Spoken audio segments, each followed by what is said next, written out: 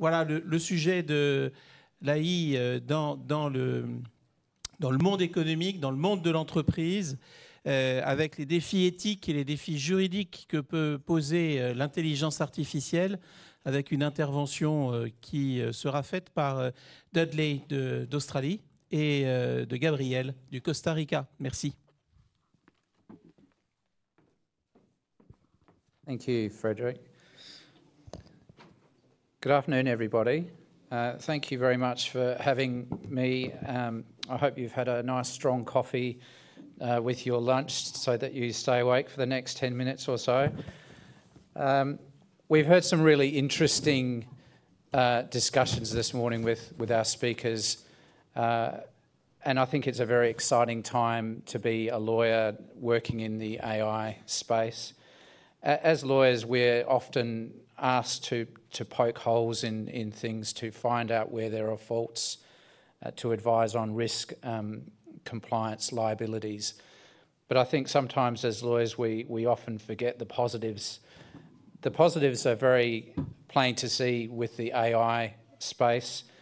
Not a day goes by without there being some new innovation or new technology which is fixing a problem, making a doctor's life easier, improving the efficiency of our transport system. So I think we're in a very good, a very exciting space with AI, and it's a great time to be a lawyer.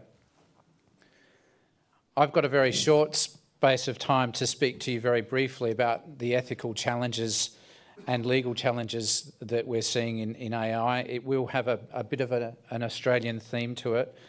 And I do want to talk about the positives to start with. In Australia, like many other jurisdictions, AI is being used in very innovative ways. In the legal space in particular, AI innovation is being used to make access to legal services more affordable to clients who may not otherwise be able to afford tax or legal advice. The AI technology, Alira, which you can see on the screen there, now allows people who don't have much money, who come from low-income backgrounds, to get that will done, to obtain legal advice, or to ensure they claim all their tax deductions legally. Previously, those options may not have been available to them.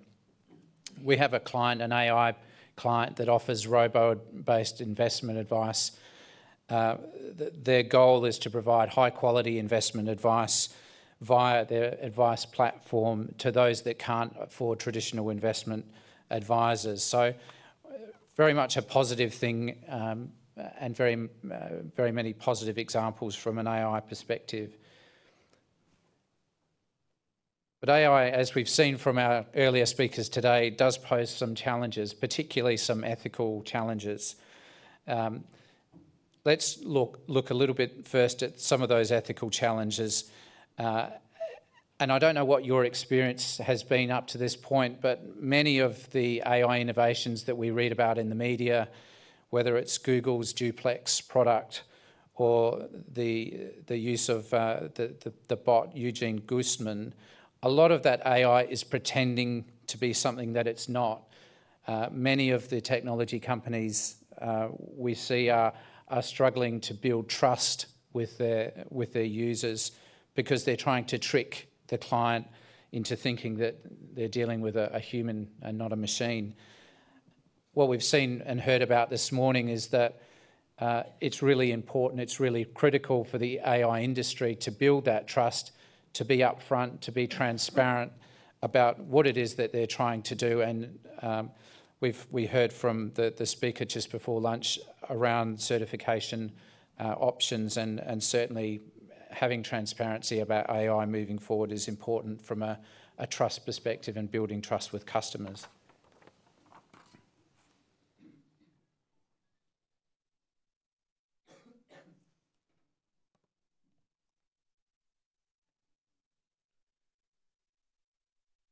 I did want to touch a little bit on ethical challenge in an employment context. I read recently that AI may develop so far that it may reduce the need to have lawyers at all, which is a really worrying thought. I think AI and innovation generally will impact the job and labour market, whether it's the professional jobs that we're involved in or whether it's manual blue-collar jobs. It poses a particular risk to low-cost economies where much of the employment is manual-based labour. As you can see from the slide, a very good example of some AI technology which is posing this exact risk is a technology called Sobot. And as you can read, Sobot is a fully automated garment producing machine and can stitch in seconds what it takes a worker minutes to stitch. So if you're a large clothing manufacturer such as Gap or Lacoste, to give it somewhat of a French theme today, that's a great outcome. But if you're an economy that relies on these types of jobs, then that's really worrying news. This morning I did read briefly that Elon Musk and Mark Zuckerberg are again pushing this universal basic income position to try and deal with some of the criticism and some of the risks that are being raised in relation to innovation, taking away jobs from people. It is a necessary part of AI innovation that will occur, and we need to think as professionals advising our clients, what we can do to assist in that regard. I'd like to talk a little bit about whether we should be looking to impose any sort of restrictions or limits on AI. Are there any no-go areas?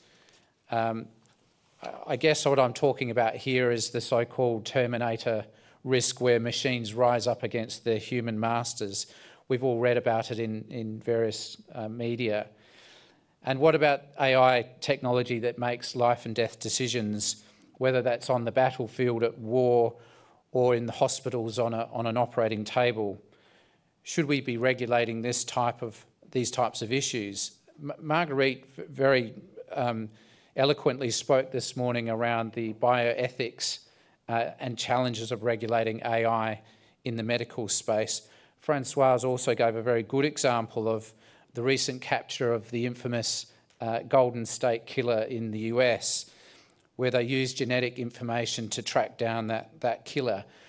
It's alleged, and I don't know, Francoise may be able to assist, but that particular person has been charged with over 12 murders and 51 rapes that occurred during the 1970s and 1980s.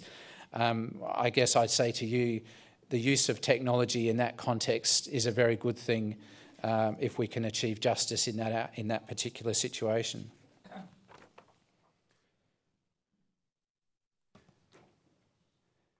So very briefly to the second and final part of my very brief presentation, which is looking at the regulation of AI. And we've heard our speakers talk this morning about the challenges and difficulties of successfully regulating AI innovation, balancing the need to encourage and foster innovation with this technology, but at the same time impose some limits.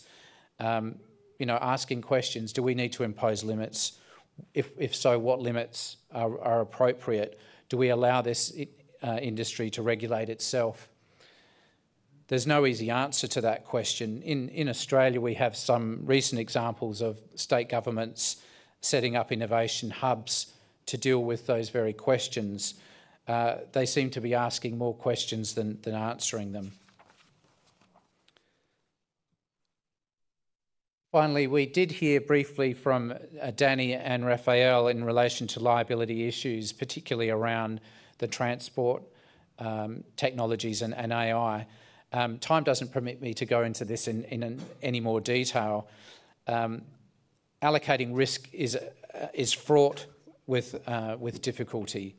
Do you take the Volvo approach and accept damage for the risk, the loss that your AI technology causes, or do you push the responsibility back onto the human user?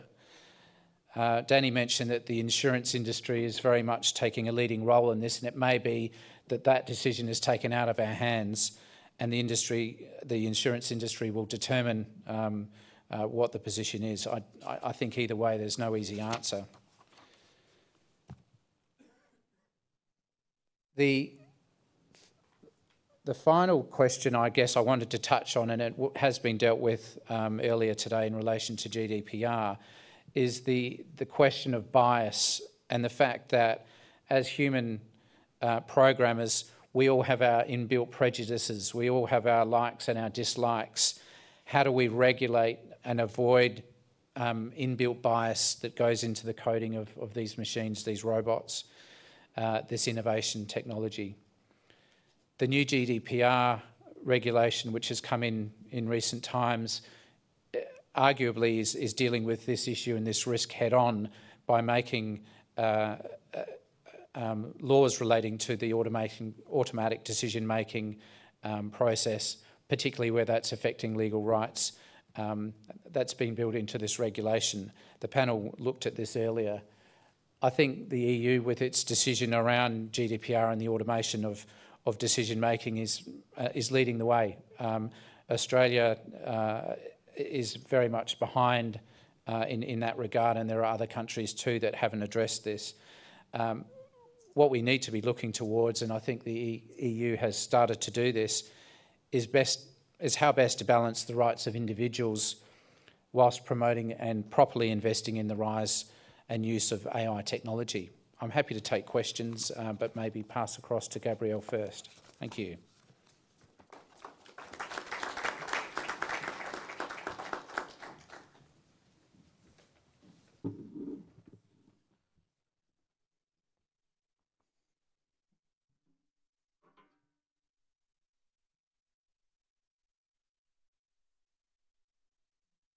Bonjour ou bonsoir à tous.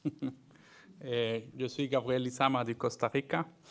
Je vais faire, la présentation c'est en anglais, mais je vais, comme l'audience c'est français, je vais faire l'exposition en français. Le Costa Rica est un petit pays en Amérique centrale. Donc, je travaille avec des ingénieurs. Normalement, quand on parle de l'intelligence artificielle, les ingénieurs disent, regardez, ça n'existe pas.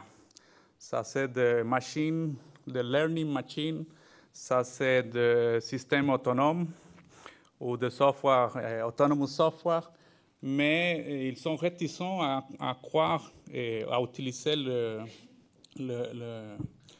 la définition d'intelligence artificielle. Et pour moi, cette année a été vraiment intéressante sur le domaine de l'intelligence artificielle ou de systèmes de software autonomous. Pourquoi? Je ne sais pas, je vais régler ma exposition sur 3 thèmes qui sont passés, un au niveau mondial et un autre au Costa Rica, dans les récentes procédures électorales du Costa Rica.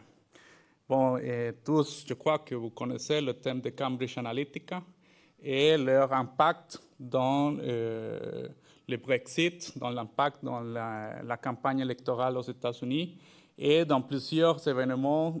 Cambridge Analytica, c'est une compagnie anglaise-américaine, ça dépend de l'intérêt du politicien, et qui a créé un algorithme pour prendre le profil de millions de personnes dans les réseaux sociaux et d'envoyer de l'information dans un intérêt du marketing ou du propagande. Et c'est là où on trouve le défi éthique ou le challenge. Qu'est-ce qui s'est passé au Costa Rica? Seulement quelques... Marketing or propaganda of ideas. Donc, ça c'est le marketing ou c'est la propagande. Donc, la définition, selon le dictionnaire de Oxford, c'est l'action de promouvoir ou de vendre des produits ou des services qui inclut la recherche d'un marché ou de la publicité. Et dans le thème de propagande, c'est un système qui manipule le public ou l'opinion publique et utilise de l'information sélectionnée, des idées, pour transmettre dans un cause politique ou pour avoir une intention politique. Et s'il est utilisé dans une mauvaise foi, ça peut rentrer dans un système totalitaire. Donc, la définition, la différence entre la propagande et le marketing, si on voit avec les nouvelles technologies, c'est quelque chose qu'il faut prendre garde pour le système, pour la démocratie et pour l'état de droit.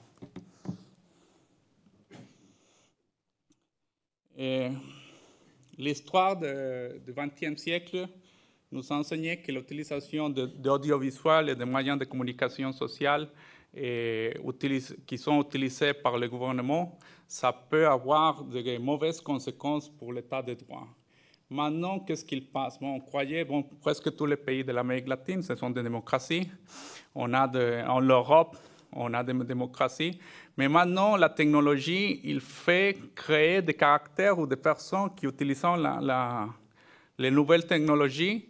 Et ils ont des intérêts qui pourraient être de mauvaise foi ou qui pourraient être contre les droits des humains.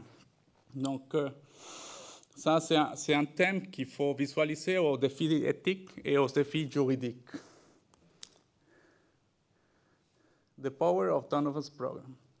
Bon, comme je disais, selon le Guardian et les nouvelles qui sont sorties dans le journal, ils ont créé un algorithme pour envoyer de l'information selon un profil psychologique. Maintenant, on a des psychologues, on a des avocats, on a des personnes qui s'intéressent dans le marketing, qui font des programmes qui vont prendre l'information personnelle, votre croyance, votre sentiment, et vont utiliser cette information pour avoir une définition politique ou prendre une décision dans un événement politique. Qu'est-ce qui s'est passé au Costa Rica? Au Costa Rica, il y a plus de 30 000 ingénieurs informatiques. Et on a 25 000 ingénieurs. Je suis l'avocat de l'Association des ingénieurs informatiques du Costa Rica. C'est à peu près entre 25 000 ingénieurs informatiques costariciens et entre 5 000 et 10 000 qui sont d'autres pays. Donc, cette année, dans les élections politiques du Costa Rica, s'est passé quelque chose de très, très bizarre. Par exemple, on a eu une première sélection de candidats pour la présidence. Ils sont restés deux parce qu'ils n'ont pas eu la majorité. Et quelques jours avant d'être l'élection, on avait deux partis, le parti officialiste et un parti sur un mouvement qui est basé plutôt qui était de tradition protestante ou évangélique. Donc, c'est un mouvement qui s'est devenu politique, lié à la religion. Et un autre c'était le parti du gouvernement, plus dans la gauche du système costaricien politicien. Donc, en moins de 48 heures avant l'élection, il a sorti un site en Internet avec le même site en Internet qu'une très reconnue une radio, un programme audiovisuel avec beaucoup de crédibilité dans le système social et costaricien. Et ils ont créé un site web avec des fake news, avec des nouvelles qui ne sont pas vraies, contre un des candidats. Et ce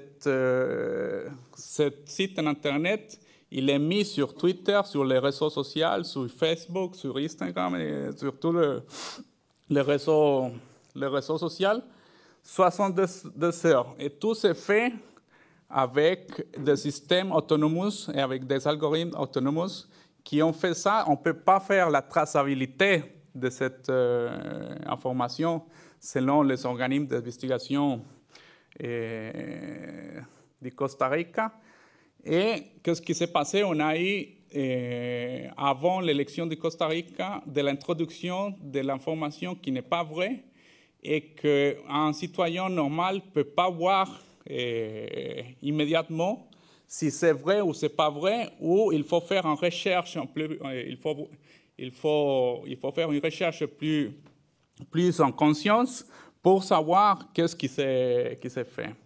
Moi, j'ai eu ce cas à l'Association des ingénieurs et selon les critères techniques, il n'y a pas possibilité de faire la traçabilité car tout s'est fait avec dans l'introduction de programmes autonomes, algorithmes autonomes.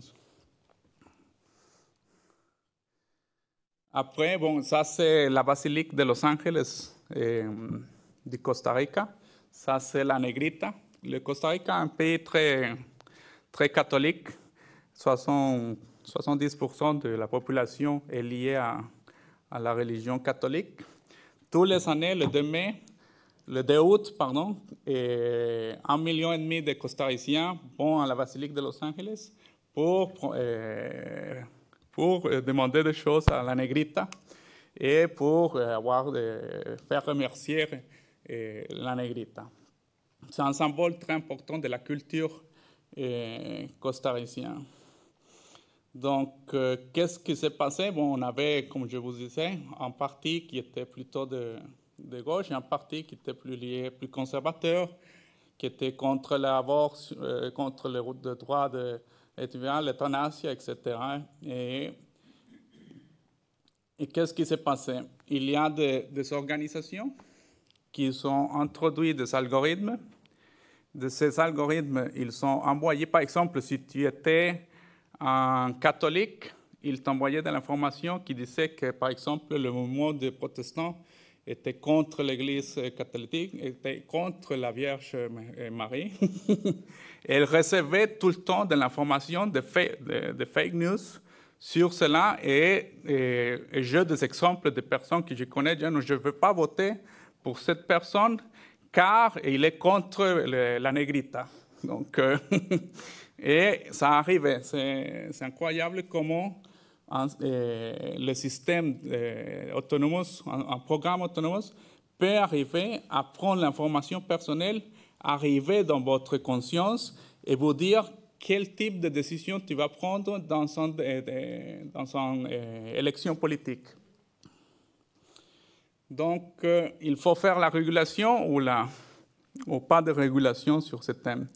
Je crois que la nouvelle technologie, dans ce thème-là, il faut avoir une régulation. Car le marketing, la différence entre le marketing et la propagande, c'est pas très évident. Et les conséquences, quel est le plus étonnant? Le Costa Rica, c'est une démocratie, c'est la démocratie plus forte de l'Amérique latine. Nous avons plus de 200 ans de démocratie au Costa Rica. Et dire, par exemple, ou penser, par exemple, qu'un parti politique va bouleverser l'état de droit costaricien ou va changer la culture sociologue ou la culture costaricienne, c'est un absurde. Mais c'est absurde, c'est le champ de bataille des réseaux sociaux, c'est le champ de bataille des intérêts politiques. Et quelquefois, ces intérêts politiques, en utilisant de l'intelligence artificielle ou des algorithmes, ça peut être utilisé pour des choses qui ne sont pas dans l'état de droit et dans les droits des personnes. Donc,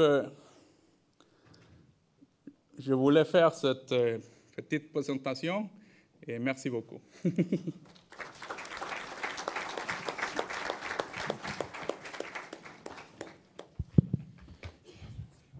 Merci beaucoup. Ce sujet est par ailleurs un peu dans notre actualité en ce moment, puisqu'on a un projet de loi qui est en cours de mise au point et de discussion sur la réglementation des fake news. Doit-on les réglementer? Comment les réglementer? Tout ça tournant également autour d'un autre débat qui est celui de la protection des informations par les entreprises pour éviter que certaines informations qui concerneraient le secret des affaires, par exemple, ne soient divulguées, ce qui derrière entraîne un autre débat encore sur le rôle des journalistes et sur la diffusion de la liberté de communication. Donc c'est vraiment un sujet qui est très très vaste. Est-ce qu'il y aurait une ou deux questions dans le public à propos de ces considérations éthiques? Le déjeuner a eu un impact négatif sur l'éthique. Oui, bonjour. Je voudrais savoir comment est-ce qu'on potentiellement on pourrait empêcher ça. Est-ce que ça signifie qu'il faut mettre en place, par exemple, que l'État doit mettre en place peut-être des outils un peu comme des armes de dissuasion, je ne sais pas, des armes anti-IA ou une IA qui se bat contre d'autres IA. Enfin, quels sont les différents types de solutions pour éviter cela? Parce qu'effectivement, ça devient très facile de manipuler les gens, en fait. Oui, c'est une très bonne question. Et je crois qu'il faut adapter la législation électorale, et ne pas seulement la législation électorale du Costa Rica. Il faut faire des traités internationaux sur le thème, sur l'utilisation de l'information, sur les nouvelles qui ne sont pas vraies, et sur le thème de la propagande. Je crois que ça doit être réglé par loi. Et comment le faire? Bon, c'est un thème technique et c'est un thème juridique à développer. If I can just add to that, the very difficult question is also who's making the decisions about whether that news item is fake news or real news. So the interpretation of the information is, and I'm not answering your question, I'm asking more questions about that, but I think it's a very good issue. And with Donald Trump using that phrase in the way that he has, it's very much come to the fore, and it's very much a discussion point. But I don't think there's any real answers right at the moment. D'autres contributions, d'autres questions? Eh bien, il nous reste à remercier Gabriel ainsi que Dudley. Merci beaucoup à tous.